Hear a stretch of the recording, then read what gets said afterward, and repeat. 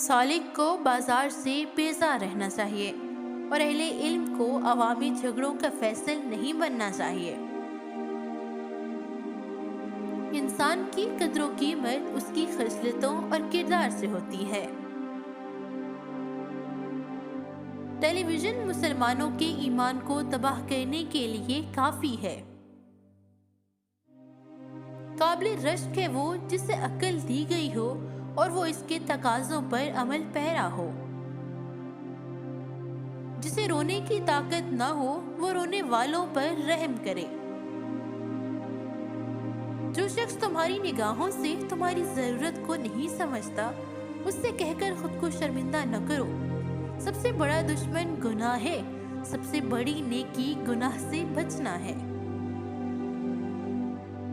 اپنے عیبوں کو دیکھو تاکہ دوسروں کو دیکھنے کی فرصت نہ ملے۔ سب آزاد زبان سے درخواست کرتے ہیں کہ ہمارا خیال کر کے خدا سے خوف رکھو۔ عالم بے عمل کی مثال ایسے ہے جیسے اندھے نے چراغ اٹھایا ہو۔ ہر رنگ میں راضی بارضا ہو تو مزہ دیکھ، دنیا ہی میں بیٹھے ہوئے جنت کی فضا دیکھ۔ نماز دین کے لیے ایسی ہے جیسا آدمی کے لیے بدن میں سر ہوتا ہے۔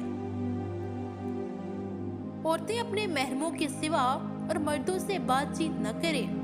اللہ کو فراغت و عیش میں یاد رکھو، اللہ تمہیں تمہاری مصیبت اور سختی میں یاد رکھے گا۔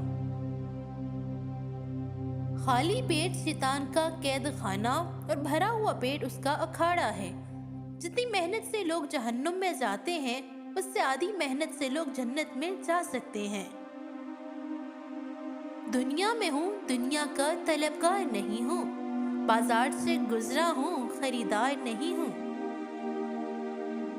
تصوف کا اصل یہ ہے کہ فرائض کو نوافل پر مقدم رکھے۔ اگر پیشاب بند ہو جائے تو سبغول کا چھلکا کھا لیا کرو، اس سے پیشاب فوراً سے کھل جائے گا۔